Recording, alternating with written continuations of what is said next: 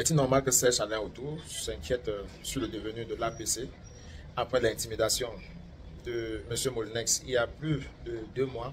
On a senti comme un refroidissement des activités autour de l'APC. Qu'est-ce qu'est devenu l'APC?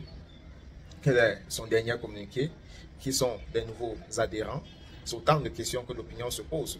Et Serge Alain Autour avait en face de lui tout récemment un membre du directoire de la Renaissance et il lui a posé la question de savoir est-ce à dire que l'APC n'existe plus? Voici ce qu'il a eu à dire. Suivez. Aujourd'hui, se positionne sur la scène. Willy Mengue, depuis le 12 mars, l'APC ne devrait plus exister. Non, elle doit exister parce qu'il n'y a aucune loi qui interdit la constitution des coalitions dans un domaine politique, dans le champ politique. Aucune loi n'est mentionnée avec l'encre sur un papier que les coalitions politiques ne doivent pas être constituées. Cette loi n'existe pas.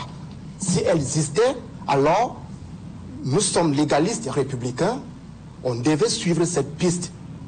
Le même cadre qui a permis à ce que le G20 en 2018 puisse soutenir en tant que coalition de formation et de sensibilité politique M. Biya aux élections en 2018, c'est le même cadre, le même environnement politique. Rien n'a changé sur le plan juridique. De 2018 à 2023, de décembre 2023, quand est né l'APC au Palais des Congrès, à la suite, au terme de la 3e convention ordinaire du MRC. Ça veut dire le mécanisme juridique et l'environnement politique qui ont maintenu le G20 pour accompagner M. Biya aux élections 2018. C'est le même mécanisme, le même environnement politique et juridique qui motive l'Alliance politique pour le changement et d'autres coalitions qui sont en gestation. Ça, c'est de 1. De 2, de manière pratique, on ne peut pas contenir le vent. Nous sommes dans un contexte où, quelles que soient les lois imaginaires, quelles que soient les lois inventées, parce qu'il n'y a pas que cette circulaire du ministre sur l'APC, il y a même une circulaire très récente, où on comprend qu'il est en déphasage avec les lois de la République. Lui qui transforme, dans le cadre du régime des réunions publiques, des réunions politiques, il transforme le régime de déclaration en régime d'autorisation, soudainement par une circulaire. Même pas cette circulaire existe. Ça veut dire que dans un tel contexte, il n'est pas question de résister à une autorité qui creuse ses arguments dans le juridisme, mais il est question de résister à une autorité qui a perdu les repères même du juridisme et de nos lois que nous avons admises. L'APC n'a pas mis ses activités entre parenthèses. Le programme de l'Alliance politique pour le changement suit son cours normal. Et le président de l'APC, l'honorable Nietzsche, a répondu clairement en creusant dans les arguments historiques. Partant même d'avant 2018, il a convoqué l'Union pour le changement de 1992. On a même convoqué les alliances de circonstances de 1957 pour dire que c'est le même cours. Il a déployé des arguments juridiques et des arguments historiques. Et nous avons adressé une correspondance à ce ministre que sa correspondance ne concerne pas l'APC en rien. Peut-être qu'il s'adresse à d'autres. C'est dans cette dynamique qu'on se retrouve.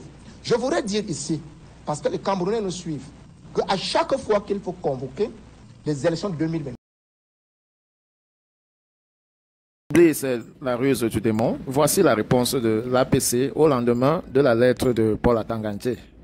3 mois se sont passés et on a tendance à oublier, peut-être parce que l'APC n'a plus posé d'actes autant audibles comme elle avait l'habitude de poser avant le 12 mars 2024. Tenez la lettre de Nietzsche à Atanga Nché. Déclaration de l'APC sur les curieuses menaces de Monsieur le ministre de l'administration territoriale du 12 mars 2024. Panique à bord. Monsieur le ministre de l'AT a rendu public un curieux communiqué de presse le mardi 12 mars 2024. Ce communiqué transpire la panique qui depuis peu se dégage aussi bien des actes des silences du régime en place. C'est dans ce même élan de panique qu'un autre membre du gouvernement a déclenché l'I du peuple qui subit le régime en place depuis 42 ans, en posant de façon arrogante la question qu'il y avait quoi avant. Depuis lors, le Cameroun profond lui répond avec illustration et surtout en manifestant fermement son envie de changement et d'alternance. Quant à l'Alliance pour le changement politique, APC, elle est prête pour affronter victorieusement les élections municipales, législatives et présidentielles de 2025. Comme dans toutes les sociétés politiques multipartistes, l'APC est un regroupement de partis politiques et d'autres organisations associatives légalisées ainsi que de personnes diverses formées pour la circonstance, en l'occurrence les élections prévues en 2025 au Cameroun et qui cessera de fonctionner à la fin de ces échéances. Monsieur le ministre de l'AT, qui assure le suivi des partis et associations, est-il au courant que dans les archives de ces services, on peut lui ressortir des éléments politiques, certes, pas nécessairement des actes de naissance juridique, de diverses coalitions politiques qui ont déjà existé au Cameroun depuis le retour du multipartisme en 1990. Coordination des partis politiques et associations ARC-CNS, Union pour le changement, Fonds des alliés pour le changement, Coalition pour l'alternance sont autant de coalitions politiques qui ont animé activement la scène politique et le jeu électoral dans notre pays. Depuis qu'il est dans ses fonctions actuelles, M. le ministre a vu agir la plateforme pour la réforme constitutionnelle du système électoral. Mieux, il a piloté la mise en place de la coalition de 20 partis politiques de l'opposition, dénommée le G20, qui a soutenu la candidature de M. Biya à l'élection présidentielle de 2018. Faut-il rappeler que les coalitions politiques n'ont pas d'existence juridique d'autre que celle de leurs membres. À ce titre, l'APC ne se sent point concernée par les menaces contenues dans ce communiqué de presse. Le communiqué de presse est une grave menace sur l'exercice des droits politiques du Cameroun. C'est l'occasion de rappeler que l'activité des partis politiques dans notre pays est régie par la loi 90/055 du 19 décembre 90, manifestation publique à laquelle aucune autorité administrative ne saurait ajouter ni retrancher sans exposer aux rigueurs de la loi. Que ce soit à l'Assemblée nationale ou dehors, l'honorable Jean-Michel Nincho n'a jamais ménagé ses efforts pour la fin de la guerre dans les régions du Nozo. Son engagement pour le dialogue politique sincère et inclusif entre les mouvements armés et la République est résolu. À ce titre, il rencontre et échange au Cameroun même, y compris dans les prisons à l'étranger et pas en cachette avec tous ceux qui, parmi les anglophones, souhaitent le retour de la paix dans notre pays. Il n'a jamais formulé quelques préalables ou exigences, que ce soit au gouvernement en faveur des prisonniers du conflit anglophone, sauf si on considère comme telle la proposition publique de libération des 10 prisonniers dans le cadre de la recherche d'une solution pacifique politique à cette crise. L'APC saisit cette occasion pour féliciter toutes les organisations et structures alliées qui mobilisent les Camerounais au Cameroun et dans la diaspora pour l'inscription massive sur les listes électorales depuis janvier dernier.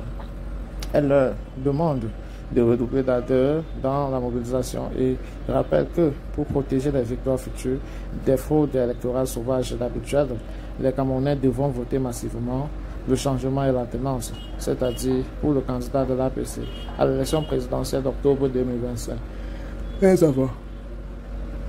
En février de la même année, nous les exhortons à voter massivement pour les listes présentées par les partis politiques membres de notre coalition. Et dans un cas comme dans l'autre, le surveiller attentivement, le scrutin et le défendre en cas de besoin, leur vote avec intrépidité. Vivement 2025, fait à Yaoundé, le 12 mars 2024, honorable Jean-Michel Nincho.